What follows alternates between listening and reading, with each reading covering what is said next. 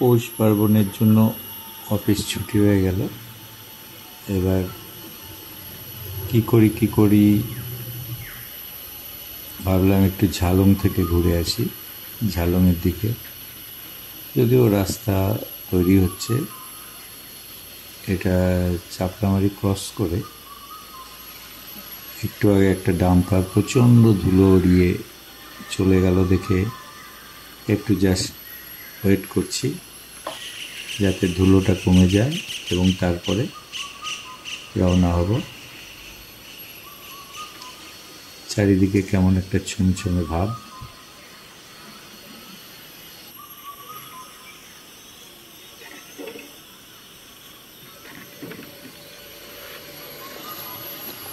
মোটামুটি এখন ধুলো কিছুটা কমে গেছে।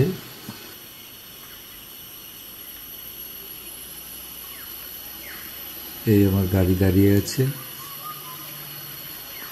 চারিদিকে কেমন একটা যেন জঙ্গলের মধ্যে ধুলোর আস্তরণ পড়ে গেছে। এই সোমনাথকে নিয়ে আজকে আমি চলে এসেছি, কাউকে পাইনি বলে। সোমনাথ ঘুরতে খুবই ভালোবাসে।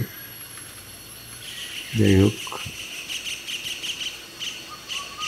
চারিদিক দেখে বুঝতে পারা যাচ্ছে যে একদম নিস্তব্ধ, শুধু এই ডাম্পার আর এই গাড়ি ঘোড়া ধুলো উড়িয়ে যাতায়াত। এখন মোটামুটি নিস্তব্ধ হয়ে গেছে চারিদিকে। হঠাৎ করে ডান দিকে একটু আওয়াজ শুনতে পাচ্ছি, মনে হচ্ছে কোনো অ্যানিম্যাল আছে। ডান দিকে জোরে আওয়াজ হলো, এই যে হাতি বেরিয়ে যাচ্ছে।